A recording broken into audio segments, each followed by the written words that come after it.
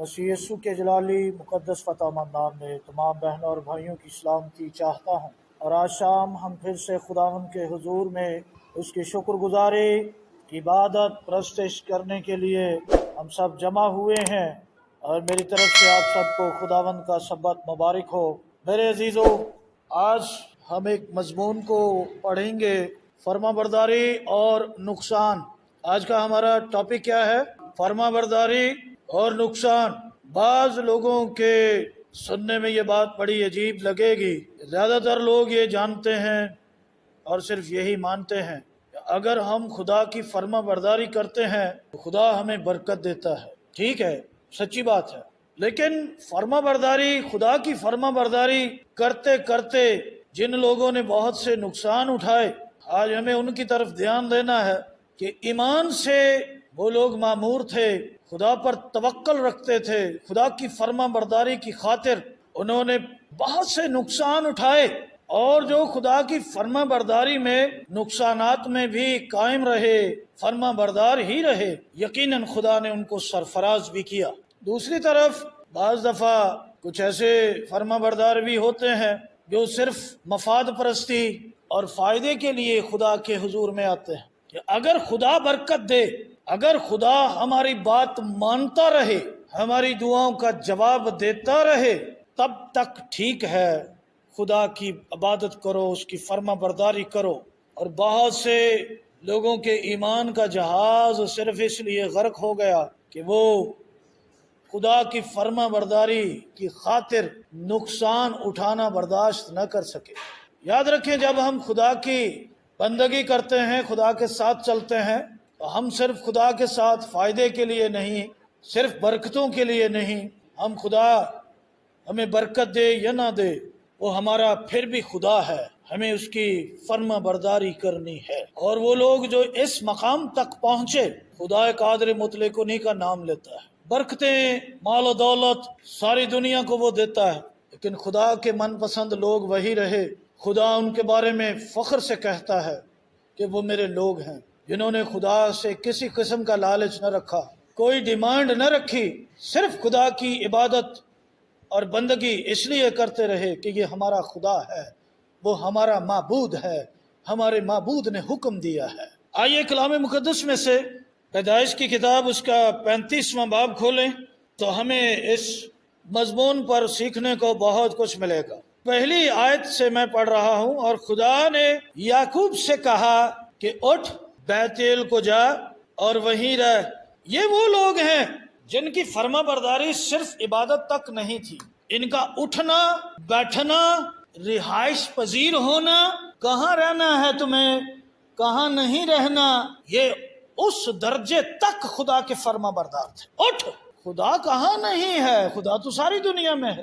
क्या बुजुर्ग याकूब इस बात में हक बजानब नहीं थे कि खुदा मैं तेरी इबादत करता हूँ, यहीं रहने थे, मैं सेटल हो गया हूँ अच्छा खासा, अब तू कह रहा है यहाँ से उठ और बैतेल को चला जा। ये लोग जवाब नहीं देते थे, कोई बहाना नहीं बनाते थे, उठ।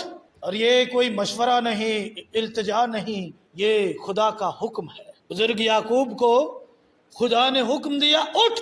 खुदा हमारी जिंदगी में एक एक पहलू पर गौर करता है, कहाँ से हमें उठना है, कहाँ हमें रहना है, इसका तआयुन खुदा करता है, बशर्ते कि हम अपनी मर्जी के मालिक ना हो। फर्मा बरदारी का तकाजा तो यही है। और एक जगह से शिफ्ट होना आसान काम नहीं है, दूसरी जगह जाकर सेटल होना उससे भी ज्यादा मुश्किल काम है। लेकिन क्या फर्मा बरदारी है खुदा के लोगों की।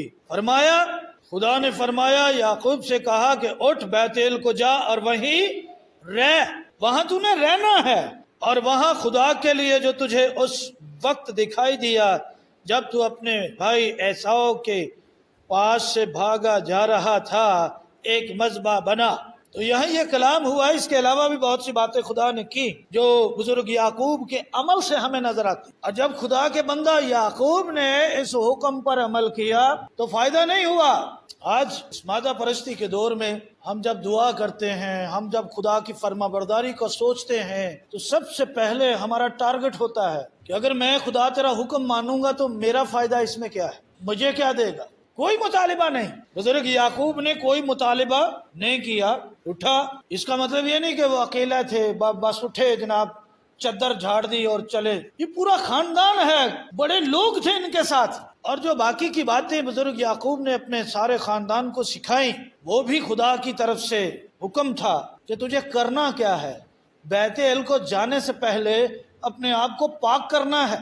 बैतेल का मतलब है खुदा का घर। खुदा के घर में जाना बहुत अच्छी बात है, जाना चाहिए, लेकिन अगर नापाकी लेकर चले जाते हैं तो खुदा के हुजूर में ये पसंदीदा बात नहीं। पाक बनकर, अब कई दफा पाक बनने में बड़ा नुकसान हो जाता है। पाकीज़गी बहुत बड़ा मेयार है खुदा के हुजूर में, खुदा मांगता है। सो पाकीज़गी सिर्फ नहाने धोने की हद तक नहीं है, पाक बनने के लिए कई दफा नुकसान उठाने पड़े। और फर्मा बरदारी में बुजुर्ग याकूब ने ये नुकसान भी उठाया। इसलिए खुदा फरमाता है मैं याकूब का खुदा हूँ। ये वो लोग थे जो नुकसान में भी खुदा से प्यार करते थे। कभी मतलब नहीं, कभी गर्ज नहीं की कि मेरा इतना नुकसान करवा रहा है तू, नहीं, ये है सच्ची मोहब्बत। अब देखिए दूसरी आयत में लिखा है, तब याकूब ने अपने घराना, घर में और घराने में क्या फर्क होता है? खानदान के बड़े लोग, बेटे, उनके बेटे, रिश्तेदार, अजीज व अकारब, सब घराना था। और इन सब का रहनुमा बुजुर्ग याकूब था। सारे घराने को जमा कर लिया और अपने सब साथियों से कहा कि बेगाना देवताओं को जो तुम्हारे दरमियान है दूर करो और तहारत करके अपने कपड़े बदल डालो। पहली बात, ये जो बेगाना देवताओं का जिक्र है, इसमें कई बुजुर्ग याकूब के साथी थे जो खुदा को भी मानते थे, बुजुर्ग याकूब के खुदा को भी मानते थे, देवी देवताओं को भी मानते थे। और ये सारे के सारे देवी देवता सोने चांदी के थे। मूर्तियां, मुंदरी, एक होती मुंदरी, ये मुंदरे थे। मुंदरे उसे कहते हैं जिसके ऊपर नक्शो निगार करके बड़ा सा मुंदरा हाथ, उंगली में या बाजू बंद बनाया जाता है। आज भी आपको कई जगहों पर मिलेंगे, कड़ों की सूरत में, गजरों की सूरत में, देवी देवताओं के नाम से। हनुमान का कड़ा आपने सुना होगा। और भी मुंदरे उतारो, मुंदरे, देवी देवताओं को जमा करो जो मूर्तियां तुम्हारे पास हैं, कपड़े बदल डालो। चलो कपड़े बदलने तक तो ठीक है, कपड़े बदलना अच्छी बात है।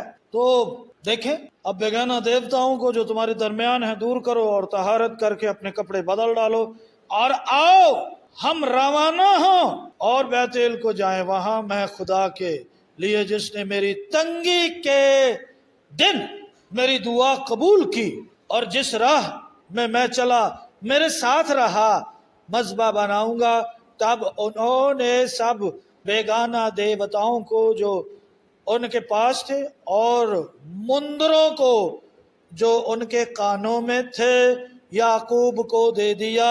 और याकूब ने उनको उस बलूत के दरख्त के नीचे जो शेकम के नजदीक था दबा दिया। इतना सोना चांदी, अक्लमंद नहीं थी शायद। यार खुदा को बुतों से नफरत है ना, तो सोना ढालकर कुछ और बना लेते, क्या हर्ज है। लेकिन ये वो लोग थे जो अपना दीन नहीं, खुद नहीं बनाते थे, अपनी मर्जी से चलो जी खुदा भी खुश, माल भी बच जाए, नुकसान भी ना होए, मुंदरे भी बचाओ, सोना चांदी भी बच जाएगा। यार खुदा को बुत परस्ती से नफरत हो गई ना, चलो ठीक है हम अपने सारे बुत आग में डाल देते हैं भाई, सोने चांदी से कुछ और बना के रख लेते हैं, बुरे वक्त में काम आएगा। ऐसा नहीं है। कितना बड़ा नुकसान है, तो सोचने की बात है कितना नुकसान है ये कि सारे जेवर उतारो और मैं मट्टी में दबा देता हूँ। बलूत के दरख्त के नीचे दबा दिया। बहुत कुछ दबाना पड़ता है खुदा की फर्मा बरदारी में। कई दफा ख्वाहिशातें सर उठाती हैं, दबाओ।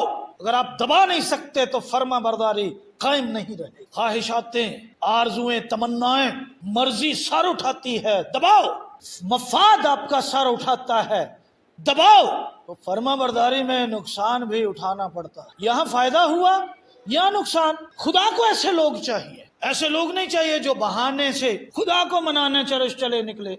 चलो यार बैतेल को चलते, खुदा को समझाते हैं, आपको ठीक है देवी देवताओं से प्रॉब्लम है, आपको हमारे सोने चांदी से क्या प्रॉब्लम, कम अज कम ये तो रहने दो। याकूब को समझाओ भाई, बुजुर्ग याकूब, इसको समझा लो। इस तरह से दीन नहीं बनते, इस तरह से खुदा की परस्तिश नहीं होती, इस तरह से खुदा की फर्मा बरदारी नहीं होती जिसमें ہماری اپنی مرضی بھی شامل ہو۔ اور کیا یہ لوگ تھے مبارک لوگ، ہمارے لیے یہ اس لیے ماڈل رول ہے کہ انہوں نے خدا کی فرما برداری کرنے کی خاطر سب کچھ داؤ پر لگا دیا۔ یہ تو سونا چاندی ہے، بزرگ ابراہیم نے تو اپنا بیٹا تک قربان کرنے کے لیے تیاری کر لی، چھوٹا نقصان ہے۔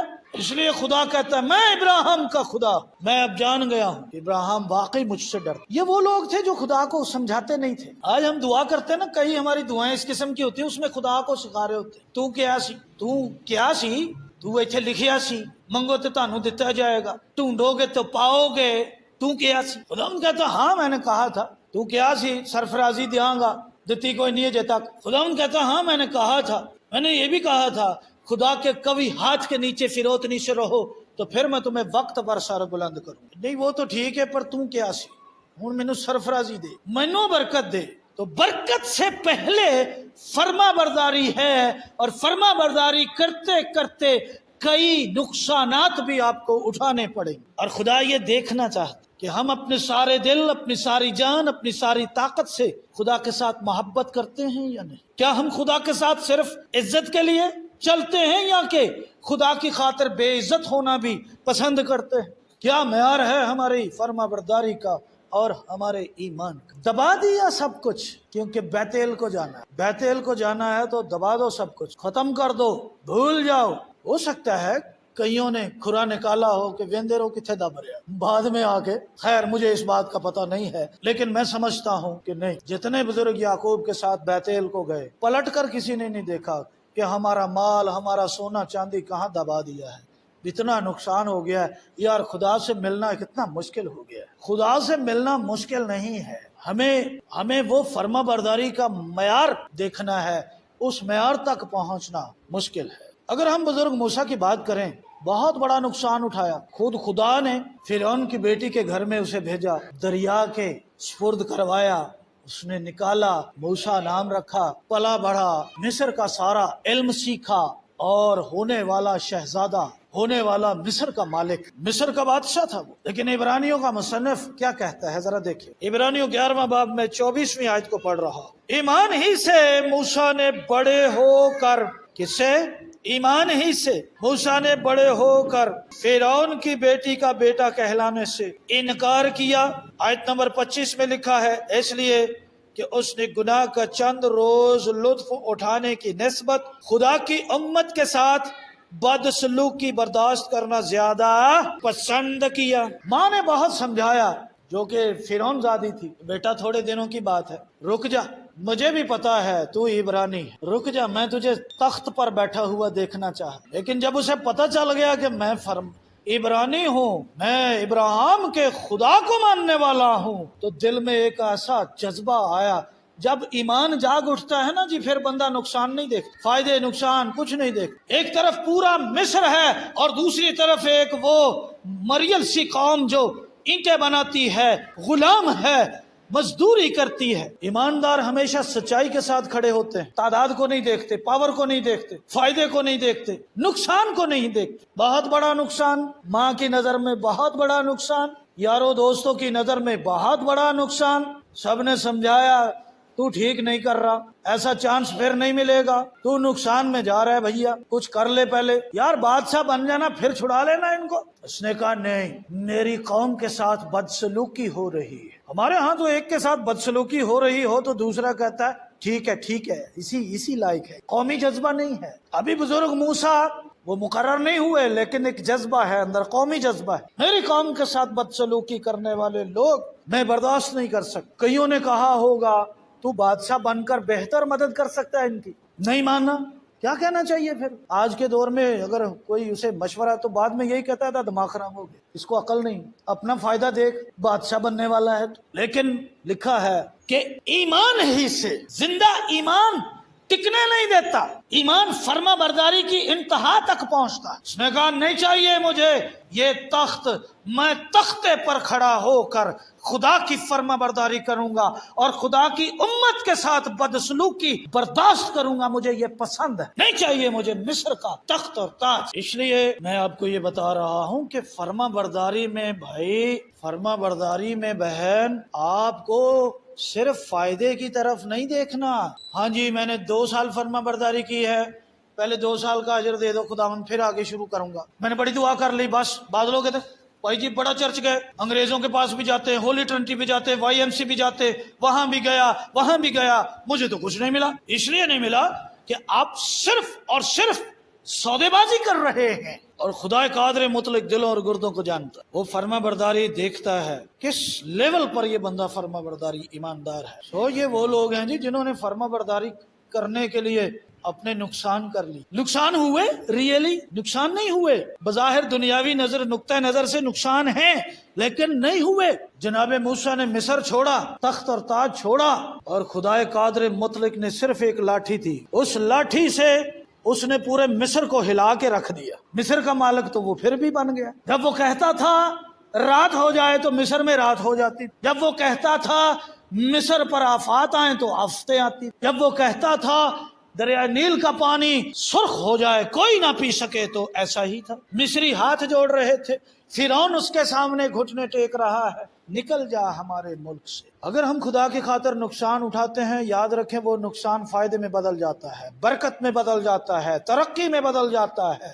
جان دینے تک وہ لوگ وفادار رہے۔ یسوع نے فرمایا جان دینے تک وفادار۔ بزرگ دانیل کی بات کریں، جان کا نقصان اٹھانے پر تیار ہو گئے، مر مٹنے پر۔ اس سے بڑی بات میرا خیال ہے دولت شہرت سب کچھ ٹھیک ہے، لیکن جب آج آ جائے جان پر تو انتہا کی فرما برداری ہے جناب۔ نبوکت نظر بادشاہ نے کہا تم نے میری مورتی کو سجدہ نہیں کیا، آگ کی بھٹی میں ڈالا جاؤ گے۔ ہاں میں ایک چانس دے سکتا، دارا بادشاہ میں ایک چانس دے دیتا ہوں، ایک چانس ہے۔ اب جب تم کرنا کی آواز سنو، دیکھو بھائی میں سمجھا رہا ہوں، اب جب تم کرنا کی آواز سنو، مجھے آپ سے ہمدردی ہے، دیکھو آپ بڑے اچھے لوگ ہو، جب بھی کرنا کی آواز سنو تو فوراً میری مورتی کو سجدہ کر دینا، اتنی سی تو بات ہے، میں کچھ نہیں کروں گا۔ کیا کہا انہوں نے؟ سن اے دارا بادشاہ، ہمارا خدا آگ سے بچانے کی قدرت رکھتا ہے، لیکن اگر نہیں، آگے لکھا ہے اگر نہیں، مطلب نہ بھی بچائے کوئی بات نہیں، ضروری نہیں کہ بچائے۔ ہم تو کہتے ہیں بھئی اگر بچائیں گا مینوں دس دے پہلے میں پھر کوئی بڑک سڑک مارا جے بھئی نہیں تے بھئی آ میں آ تے او پیائی سب کچھ نہ، اسی گرجے جانے ہیں، نہ عبادت کرنے ہیں، نہ خدا نہ چلنے ہیں جی، بچاؤں ہی نہیں ہے۔ خدا سے نہیں انہوں نے پوچھا کہ تو بچانے آئے گا، نہیں، وہ بادشاہ کے سامنے کہتے ہیں ہمارا خدا آگ سے بچانے کی قدرت رکھتا ہے، اگر نہیں تو بھی اے دارا بادشاہ ہم تیری مورتی کو سجدہ نہیں کریں گے۔ بادشاہ غصے میں آ گئے، یار دماغ خراب ہو گیا تم لوگوں کا، میں مار ڈالوں گا۔ انہوں نے کہا مار ڈال، حکم دیا 7 گنا آگ تیز کرو شاید ڈر جائیں۔ اور جیسے جیسے آگ تیز ہو رہی تھی ان کے اندر خدا کی محبت کا جذبہ اور بڑھتا جا رہا تھا۔ تو کلام میں لکھا ہے پھینکنے والے جل گئے اور یہ تینوں نوجوان آگ میں جا پڑے۔ بظاہر تو نقصان تھا، یہاں انہوں نے مر مٹ کر خدا کو دیکھا، خدا نے اپنا فرشتہ بھیجا جس کی شکل الہ زادے کی۔ تو یہ ساری باتیں آپ کے سامنے میں اس لیے رکھ رہا ہوں کہ ہمیں ان تمام انبیاء اکرام کی زندگی کو دیکھنا ہے، نقش قدم کو دیکھنا ہے کہ ہمارا خدا بے شمار برکتوں کا مالک ہے، وہ تمام نوروں کا باپ ہے، ساری برکتیں نور وہی بخشتا ہے، زندگی عطا فرماتا ہے، دنیا میں تمام نعمتیں اسی کی عطا کردہ ہیں، لیکن جب وقت آ جاتا ہے فرما برداری کرنے کا تو پھر فرما برداری میں کئی دفعہ ہمیں نقصان بھی اٹھانا پڑتا ہے۔ پھر ایسا نہیں کہ خدا پابند ہے کہ وہ ہمیں فائدہ ہی دے۔ سو خدا ہمیں اپنی فرما برداری میں اس درجے تک جو کہ اس کے لوگوں کا معیار ہے، اس درجے تک پہنچنے کی توفیق عطا فرمائے۔ خداوند آپ سب کو اور مجھے برکت دے۔